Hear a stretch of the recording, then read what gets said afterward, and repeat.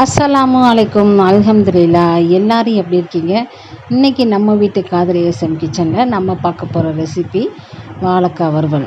இது ரொம்ப மொறுமொறுன்னு இல்லாமல் நல்ல மைல்டான தயிர் சோறு ரசத்துக்கெல்லாம் சூப்பரான காம்பினேஷனாக இருக்கும். இது செய்கிறதுக்கு 2 வாழைக்காய் எடுத்திருக்கேன். உங்களுக்கு எந்த அளவு தேவையோ அது போல் வாழைக்காய் எடுத்துக்கோங்க. தோலெல்லாம் எடுத்துட்டு நல்லா கழுவுனதுக்கப்புறம் இது போல் நீல வாக்கில் கட் பண்ணிக்கோங்க. நம்ம பஜ்ஜிக்கு செய்வோம் இல்லையா, அது போல் நல்லா மெல்லிஸாக கட் பண்ணிட்டு அதையுமே பாதியாக கட் பண்ணிவிட்டு இது போல் நான் நீல வாக்கில் கட் பண்ணி எடுத்துருக்கேன். உங்களுக்கு எந்த ஷேப்பில் தேவையோ, உருளைக்கிழங்கு நமக்கு பொடிசாக கட் பண்ணணும் இல்லையா, அது போல் கூட கட் பண்ணி எடுக்கலாம். நான் இன்றைக்கி இந்த ஷேப்பில் கட் பண்ணி எடுத்துருக்கேன். இது போல் கட் பண்ணி எடுத்துகிட்டு நம்ம ஹோம்மேடாக செஞ்ச 65 மசாலா அதையும் சேர்த்துக்கோங்க. இதிலே மிளகு, சீரகம், பட்டை, கிராம்பு, சோம்பு எல்லாமே சேர்த்ததால் வேறு எந்த மசாலாவுமே தேவைப்படாது. இந்த மசாலா பொடி ஒன்றுமே போதும். வெஜ்ஜு நான்வெஜ்ஜு எல்லாத்துக்குமே செய்யலாம். சேர்த்துட்டு இதில் கருவேப்பிலை சேர்க்கல, அது மேலே கஸ்தூரி மேத்தி சேர்த்துருக்கோம். அதோட 1 ஸ்பூன் மிளகு மட்டும் சேர்த்துருக்கேன்.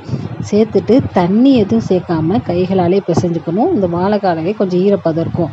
நல்லா பிசைஞ்சதுக்கப்புறம் கடாயில் நல்லெண்ணெய் சேர்த்துக்கோங்க. 1 ஸ்பூன் சீரகம், ஒரு 10 பல் பூண்டு குட்டி குட்டியாக சிறுசாக எவ்வளோ சிறுசாக நறுக்கணுமோ அது போல் நல்லா பொடிசாக நறுக்கிட்டு அதோட இந்த வாழைக்காவே சேர்த்துட்டு 1/2 ஸ்பூன் மஞ்சத்தூள் மட்டும் சேர்த்துக்கோங்க. சேர்த்துட்டு நல்லா சிம் ஃப்ளேம்லேயே வச்சு தண்ணி எதுவுமே சேர்க்கக்கூடாது.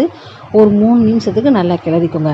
ஒரு 2 ஸ்பூன் தண்ணி மட்டும், அந்த மசாலா தண்ணி மட்டும் நான் சேர்த்துருக்கேன். வேறு எதுவுமே சேர்க்கலை. ஹை ஃப்ளேமில் வச்சிங்கன்னா கரிஞ்ச மாதிரி ஆகிடும். சிம் ஃப்ளேம்லேயே வச்சு ஒரு 3 நிமிஷத்துக்கு ஒருக்க 2 தடவை பரட்டி விடுங்க. அடி பிடிக்காமல் சூப்பராக ரெடியாகி வரும். இது நல்லா முறுமுறுன்னு இருக்காது. நல்ல மைல்டான டேஸ்ட்டில் நல்லா புளியோதரை லெமனுக்கெலாம் சூப்பரான காம்பினேஷனாக இருக்கும்.